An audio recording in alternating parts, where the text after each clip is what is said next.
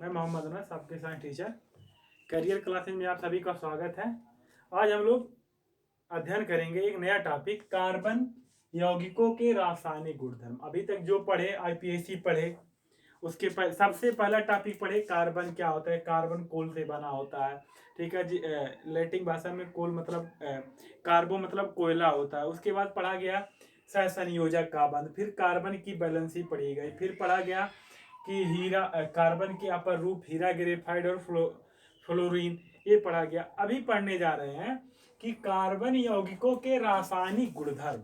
तो कार्बन यौगिकों के रासायनिक गुणधर्म निर्धारित करने के लिए कार्बन यौगिक के गुण कई प्रकार से होते हैं।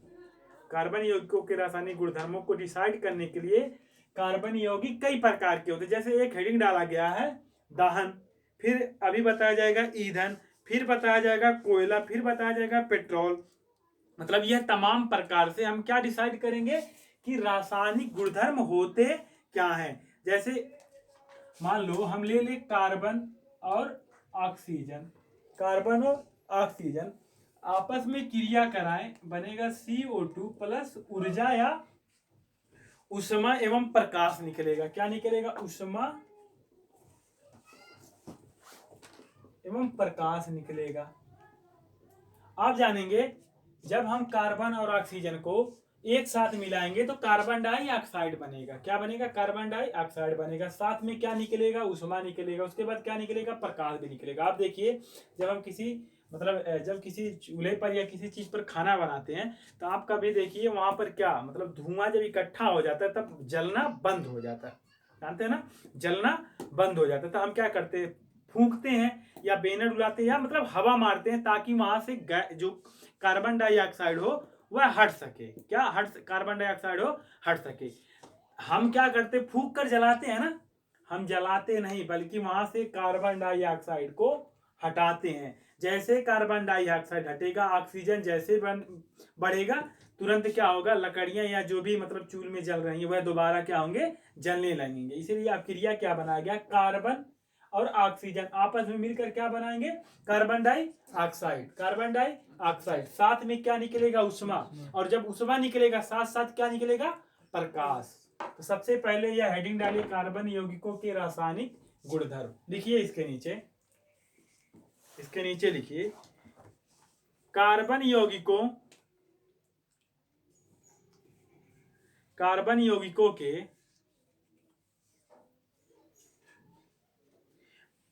कुछ प्रमुख रासायनिक गुण निम्नलिखित हैं। कुछ प्रमुख रासायनिक गुण निम्नलिखित हैं।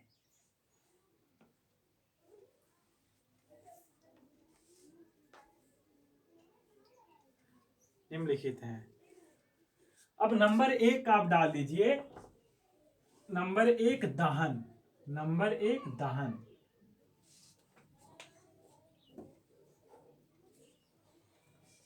अंग्रेजी में बोलते हैं कंबस्सन। COMBUSTION। COMBUSTION, कंबस्सन।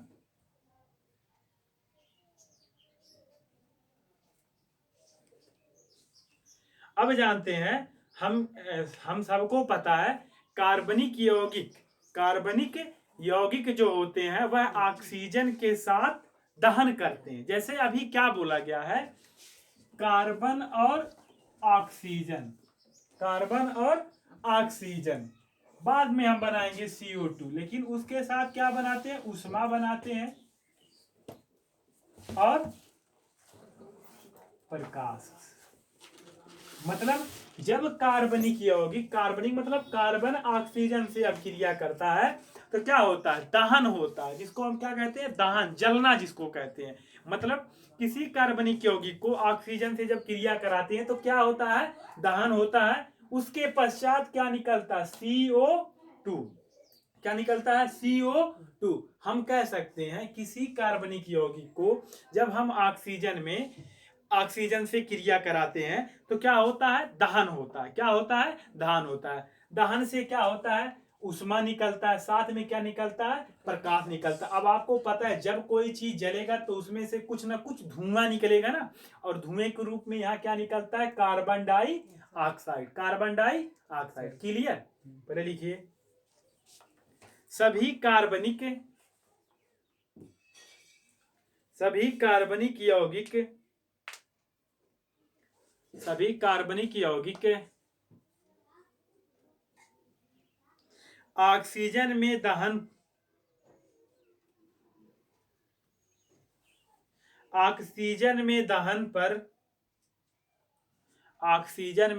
पर कार्बन डाइऑक्साइड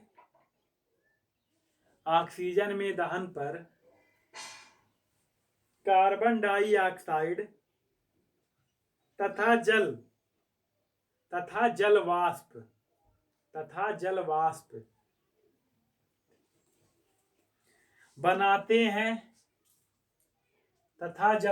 बनाते हैं इस प्रक्रिया में ऊष्मा एवं प्रकाश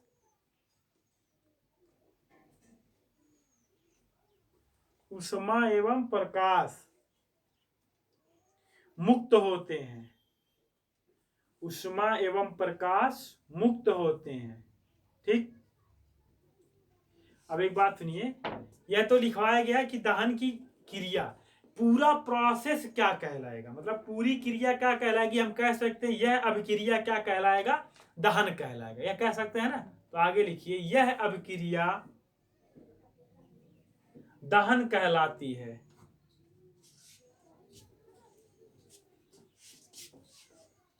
यह अभिक्रिया दहन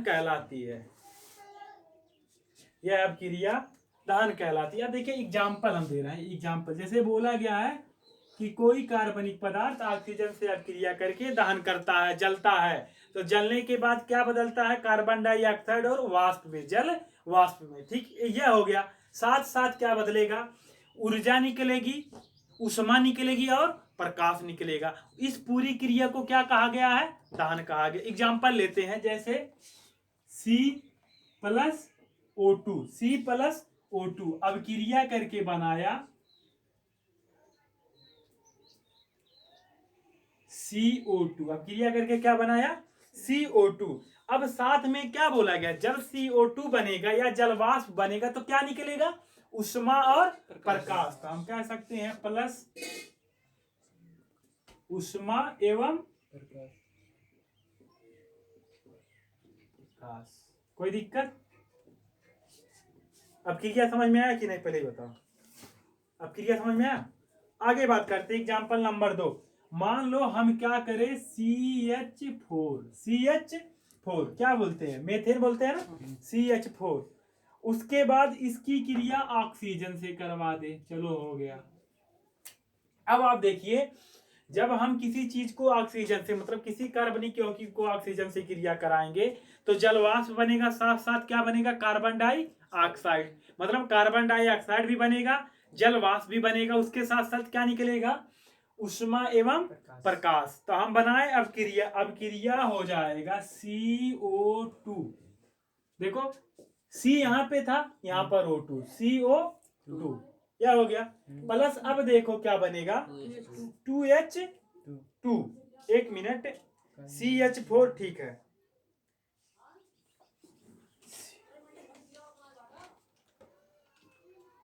CH4 प्लस O2, CO2 साथ साथ क्या बन रहा है, H2O। क्या बन रहा है, H2O। देखिए यहाँ मतलब बैलेंस नहीं करना है क्रिया, ठीक है ना, क्लियर रहे कि बैलेंस नहीं है, ठीक है। CH4 plus O2, CO2 plus H2O। उसके बाद क्या बोला गया है, क्या क्या बनेगा, प्लस ऊष्मा एवं प्रकाश। कोई दिक्कत? अब परिभाषा क्लियर हो गया है कि मतलब जब हम कार्बनिक यौगिक को जल से, क्या बोलते हैं, जब हम कार्बनिक यौगिक को ऑक्सीजन से दहन कराएंगे तो क्या बनेगा, कार्बन डाइऑक्साइड, जल वाष्प, यह बनेगा। उसके बाद बोला गया साथ साथ क्या मुक्त होगा, ऊष्मा एवं प्रकाश। इस पूरी अभिक्रिया को क्या बोला गया है, दहन। एग्जाम्पल आप लिख लीजिए, नोट कर लीजिए दोनों एग्जाम्पल।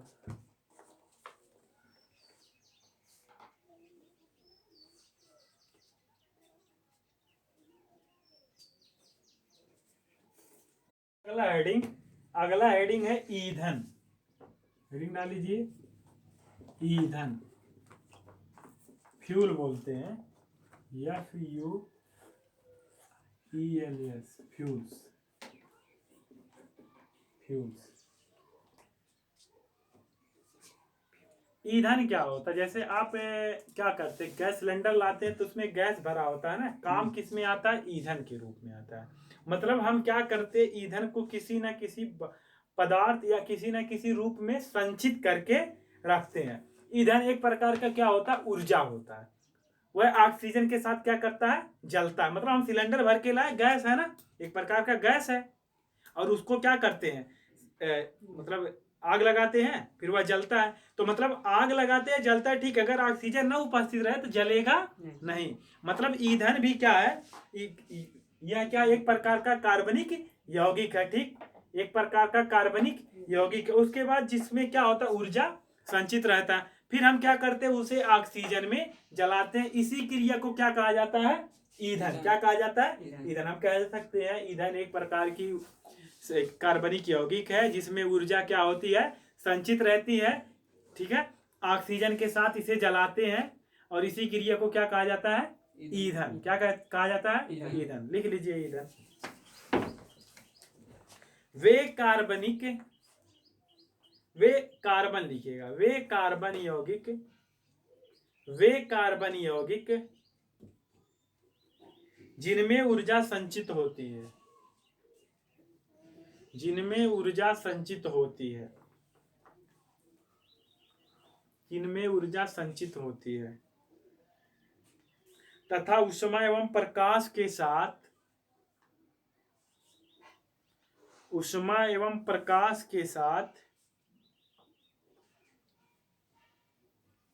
जलते हैं। ऊष्मा एवं प्रकाश के साथ जलते हैं, ईंधन कहलाते हैं।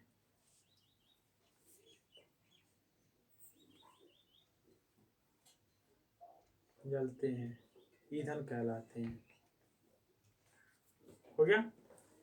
उदाहरण लिखो। अच्छा एक मिनट, उदाहरण नहीं अभी। एक चीज देखिए, ये जो है क्या बोलते हैं, ईंधन कहलाते हैं। अब ईंधन में मुक्त ऊर्जा होता है ना, जिसको हम क्या करते हैं, घरेलू उपकरणों के रूप में, मतलब घरेलू कामों में प्रयोग में लाते। जैसे खाना बनाना हो गया, उसके बाद हो गया फैक्ट्री में मशीनों को चलाने में। मतलब इसको हम ईंधन को किसी ना किसी रूप में उपयोग में लाते हैं। जैसे हम गाड़ी में ईंधन क्या डलवाते हैं? पेट्रोल। तो हमको क्या वो एवरेज देता है ना, मतलब हम गाड़ी को चला सकते हैं। उसके बाद ट्रैक्टर हो गया, उसमें डीजल डालते हैं। तो मतलब डीजल भी एक प्रकार का क्या होगा? ईंधन होगा ना। हम खाना खाते हैं तो हमारा ईंधन क्या हुआ? भोजन हुआ ना। मतलब हर किसी पदार्थ में ईंधन की जरूरत होती है, वो भी किस अवस्था में? मुक्त अवस्था में। किस अवस्था में? आगे लिख लो उसको, फिर उदाहरण लिखिएगा। मुक्त ऊर्जा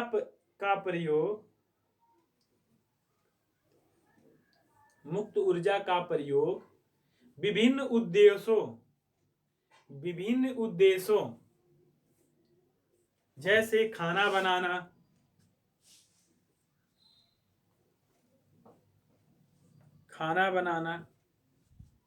फैक्ट्री में मशीनों को चलाना आदि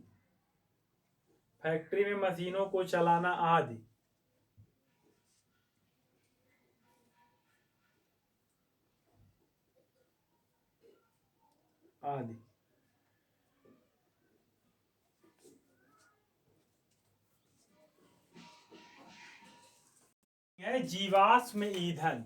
यह ईंधन, अभी एक पढ़े हैं ईंधन ना, दूसरा हम पढ़ रहे हैं जीवाश्म ईंधन।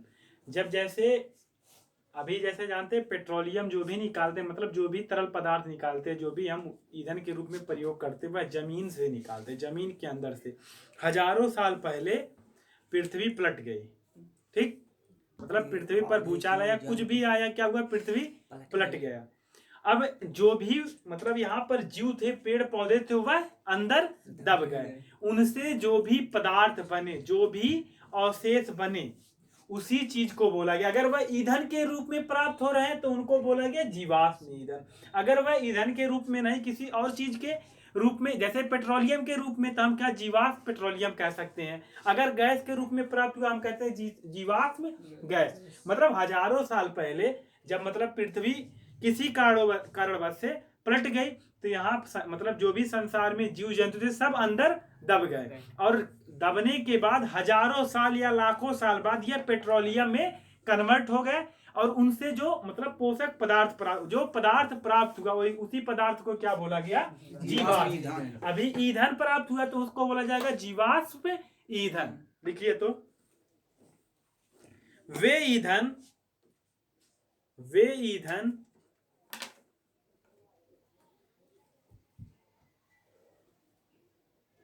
लंबे समय एवं पूर्व जो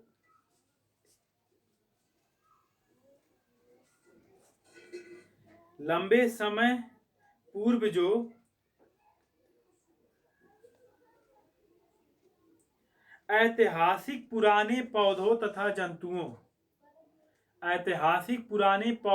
जंतुओं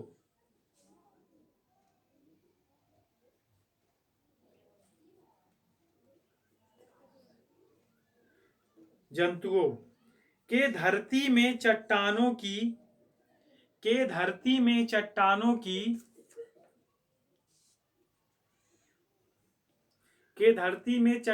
की परतों के नीचे दब गए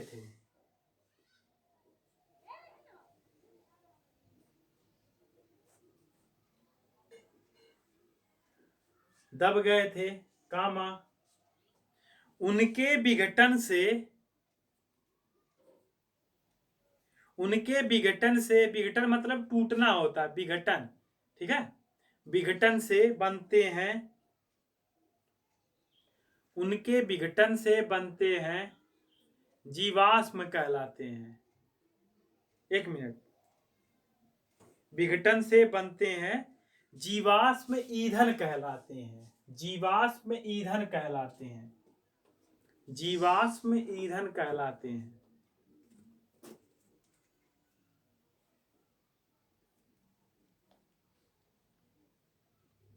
ठीक।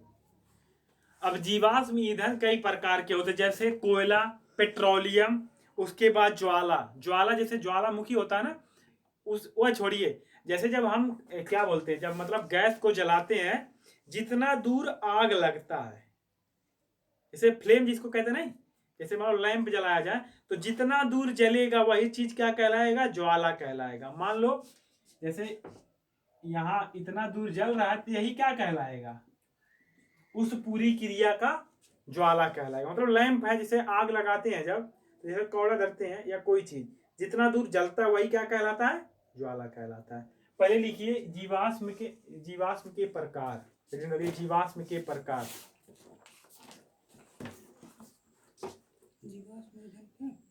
जीवाश्म ईंधन के प्रकार, जीवाश्म ईंधन के प्रकार। नंबर 1 डालिए, नहीं, जीवाश्म ईंधन के प्रकार लिखिए। जीवाश्म ईंधन निम्नलिखित प्रकार के होते हैं। जीवाश्म ईंधन निम्नलिखित प्रकार के होते हैं। नंबर 1 रोमन अंक लिखिएगा। नंबर 1 कोयला,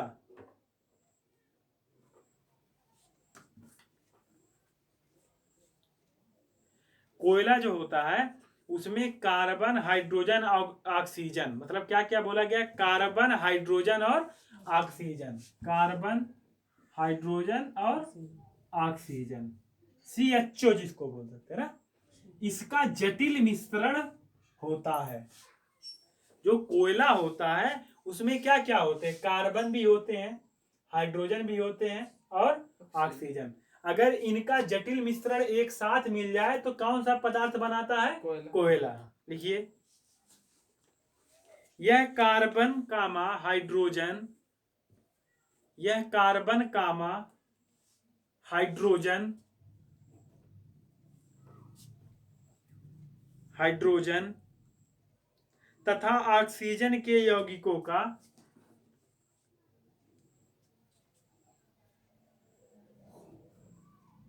तथा हाइड्रोजन के यौगिकों का, एक मिनट, ऑक्सीजन के यौगिकों का जटिल मिश्रण होता है।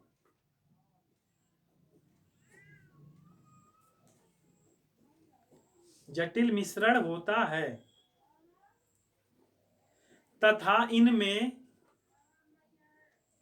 कुछ मात्रा कुछ मात्रा में मुक्त कार्बन के साथ नाइट्रोजन तथा सल्फर होते हैं।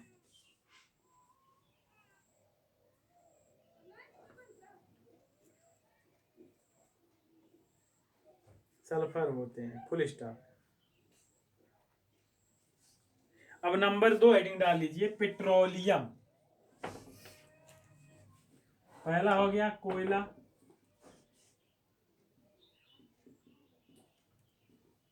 नंबर 2 हेडिंग डालिए पेट्रोलियम।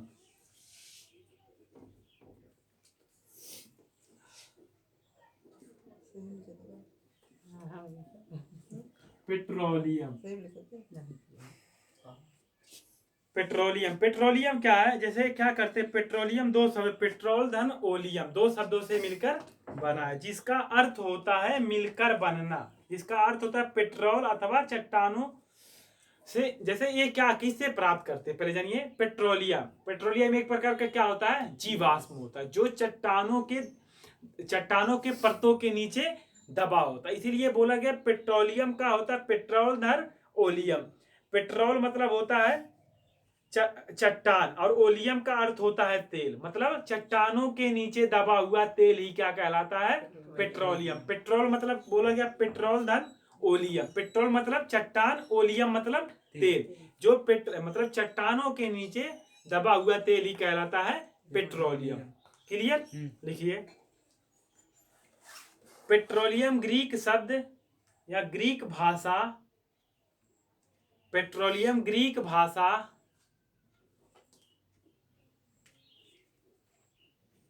के दो शब्दों ब्रैकेट में लिखिए पेट्रोल धन ओलियम, पेट्रो लिखिएगा, पेट्रो धन ओलियम से मिलकर बना है।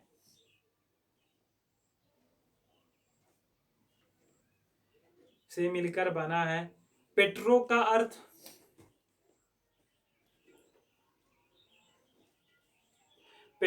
अर्थ चट्टान, पेट्रो का अर्थ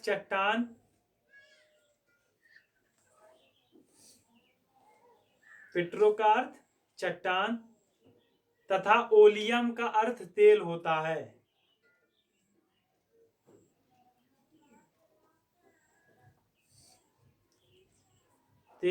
है। अर्थात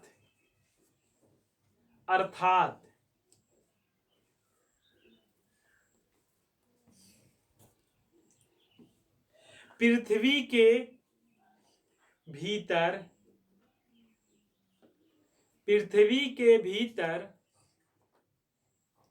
चट्टानों के नीचे पाए जाने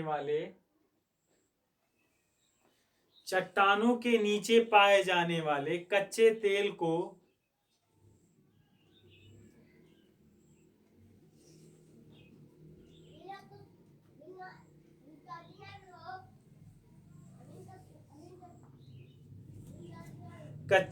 को ही पेट्रोलियम कहते हैं।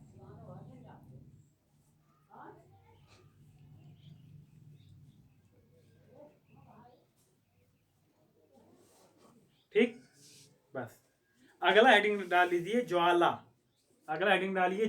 फ्लेम जिसको कहेंगे।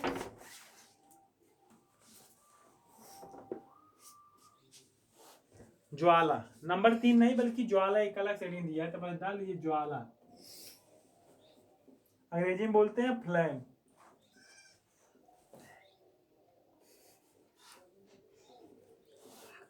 ये ज्वाला क्या होता है? ज्वाला वह क्षेत्र जहां पर ऑक्सीजन क्या हो, ज्वाला वह क्षेत्र होता है जहां गैसीय पदार्थ का दहन होता है। मतलब हम बोले ना, जैसे चूल्हा होता है, गैस चूल्हा, जितना दूर जलेगा, जो जलता नहीं है इतना क्षेत्र पर, वही क्या कहलाएगा, ज्वाला कहलाएगा। अब पूरा सिलेंडर में 36 जगह छेद कर दे तो पूरा क्या होगा, सिलेंडर की हर जगह जहां जहां छेद रहेगा वहां से गैस निकलेगा, वहां पे दहन होगा ना, तो पूरा क्षेत्र उसका क्या करेगा, सिलेंडर का ज्वाला। मतलब जहां पर क्या ज्वाला वह क्षेत्र होता है जहां पर ऑक्सीजन क्या करे, दहन करे, बस इतना लिख लो। लिखिए ज्वाला को लिखिए, ज्वाला वह क्षेत्र, ज्वाला वह क्षेत्र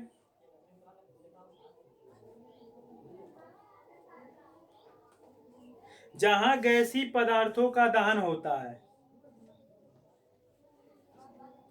जहां गैसी पदार्थों का दहन होता है, दहन होता है, फुल स्टॉप।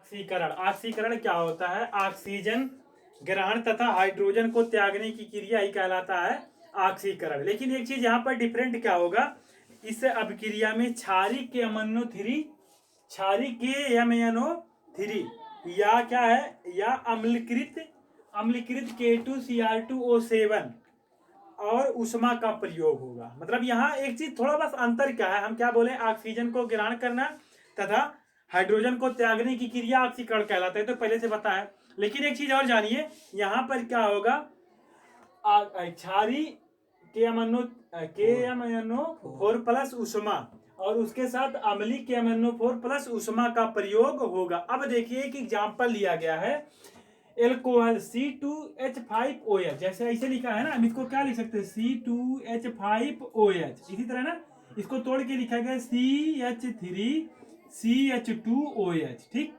यही लिखा गया है। ये इसको इन दोनों की उपस्थिति में किस में कन्वर्ट कर दिया गया है, एसिटिक अम्ल में। इसका सूत्र क्या है, CH3COOH, जिसको हम क्या बोलते हैं, एथेनोइक अम्ल। यहाँ पर लिखा एथेनॉल, एथेनॉल मतलब होता है एल्कोहल, आल और अल, ठीक है। एथेनॉल यहाँ पर है एथेनोइक अम्ल, ठीक है। पहले परिभाषा लिखिए, ऑक्सीजन के ग्रहण तथा, ऑक्सीजन के ग्रहण तथा हाइड्रोजन के त्यागने की प्रक्रिया, हाइड्रोजन के त्यागने की प्रक्रिया ऑक्सीकरण कहलाती है, ऑक्सीकरण कहलाती है।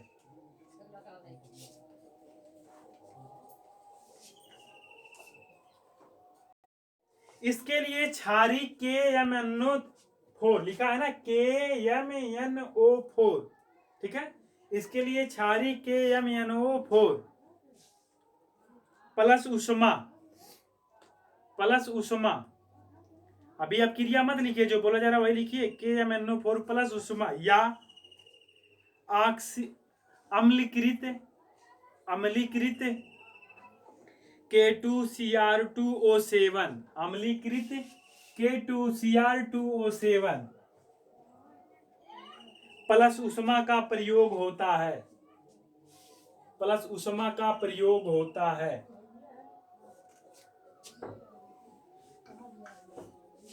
ठीक, अब एग्जाम्पल डाल के लिखिए। एग्जाम्पल में क्या बोला गया, एथेनॉल मतलब एल्कोहल, एल्कोहल को क्षारी KMnO4 प्लस उष्मा या अम्लीय K2Cr2O7 प्लस उष्मा के साथ अक्रिया करके एसिटिक अम्ल में कन्वर्ट करवा दिया गया। तो अब क्रिया आप नोट कर लीजिए, ठीक है। अब क्रिया नोट करिए,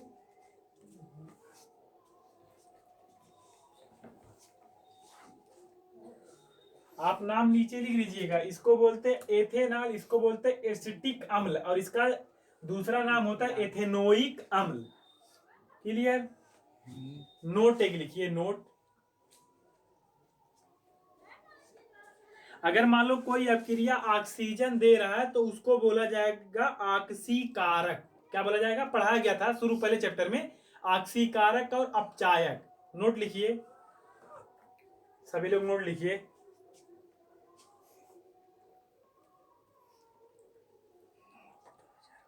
कुछ पदार्थों में अन्य पदार्थों को, कुछ पदार्थों में अन्य पदार्थों को ऑक्सीजन देने की क्षमता होती है, ऑक्सीजन देने की क्षमता होती है, ऑक्सीजन देने की क्षमता होती है। इन पदार्थों को ऑक्सीकारक कहा जाता है।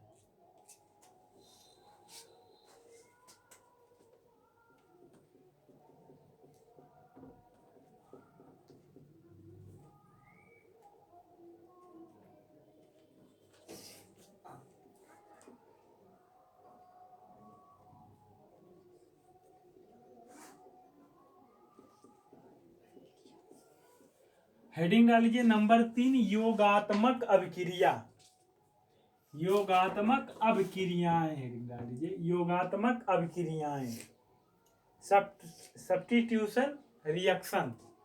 इसको अगले टॉपिक में पढ़ा जाएगा, अगले दिन पढ़ा जाएगा। यहां तक आप याद कर डालिए ताकि आपका पूरा तैयार हो जाए। आज के लिए इतना ही, धन्यवाद।